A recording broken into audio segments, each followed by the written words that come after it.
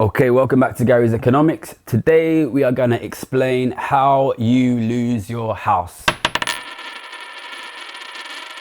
Alright, I wanted to do a video that explains very explicitly how you lose your house.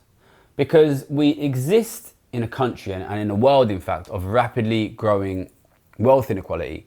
And yet, when I talk about this, we often see a number of people saying, well, I own my own property. I'm going to pass my property on to my kids. I'm going to get my property from my parents. So I don't want tax to be raised because, we're okay. We've got property. We're going to protect that.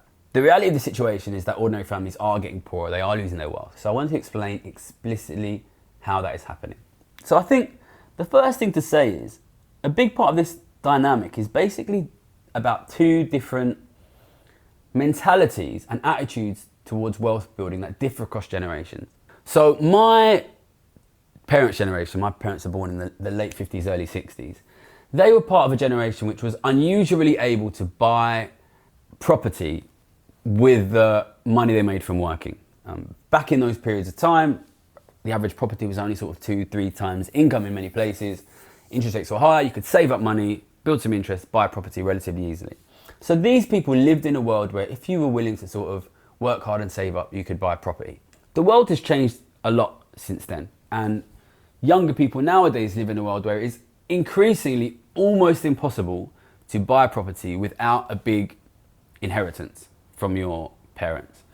So what this means is there's a kind of a disconnect in understanding between generations here, which is the older generation, which still owns in many cases a decent chunk of wealth in terms of housing.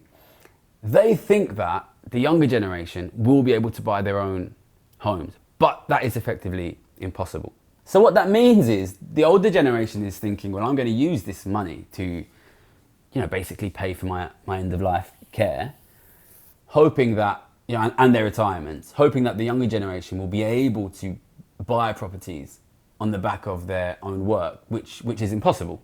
So what you will then have is the older generation releasing the equity in their homes, selling their homes, using equity release schemes in order to pay for their retirements, pay for their end of life care, thinking that their kids will be all right because they can buy their own homes, and then the kids can't buy their own homes, essentially. And the kids are left in a situation where the only way to buy a home is to take out a really enormous mortgage or basically to rent for their whole lives. So I should add, my grandparents, all of them own their own property, and they've all passed away now, and none of them were able to pass a significant amount of equity down because that money was basically all used to pay for their end of life care. Increasingly elderly people are living into their 90s. They have to pay for end of life care for a long period of time. It's very expensive, and this is essentially the way in which ordinary people are losing their houses. But the question I always ask is, the amount of housing is not decreasing. The amount of debt adds up to zero. So if ordinary families are owning less homes, using more debt, that can only mean that the rich are owning more homes and having increasingly large amounts of money owed to them. So in a sense, the lack of home ownership and the increased indebtedness of ordinary families is a manifestation, is in fact the exact mirror image of this rapidly growing wealth of the very rich that I talk about. So, I think maybe people sometimes think I just sort of hate rich people. I am a rich person, I don't hate rich people, but if you are allowing the wealth of the rich to grow enormously at a time when the economy is not growing, the only way that that can happen is that the wealth of the middle class is being moved over to the rich, and that can only happen if ordinary people are losing their homes. And what I wanted to connect this to, we've been speaking a little bit about tax and some of our shorts, is the reality of the situation is most ordinary families are going to lose significant chunks of their property wealth in order to pay for end of life care. And through that mechanism, ordinary families will become poorer, they'll lose their assets. One alternative to this would be to tax very rich people who are seeing the biggest and fastest ever increases in their wealth in history. Tax them more to pay for a government funded care service. And then in that case, your dad, your granddad, you yourself when you're old, wouldn't need to sell your home in order to be able to live a dignified life in old age. So I think people often instinctively think we need to reduce tax to protect my wealth.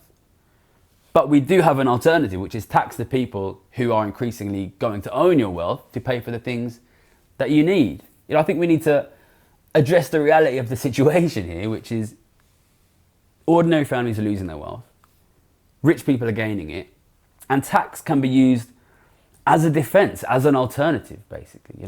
If we tax the wealth back from the people who are taking your wealth, we can use that to give you the things you need, which you will otherwise have to sell your home to afford.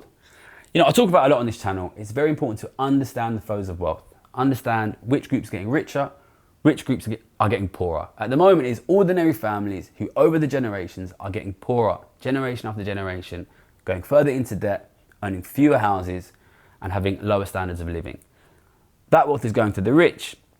The only way to reverse that is to tax the rich more. We're going to campaign for it more on this channel.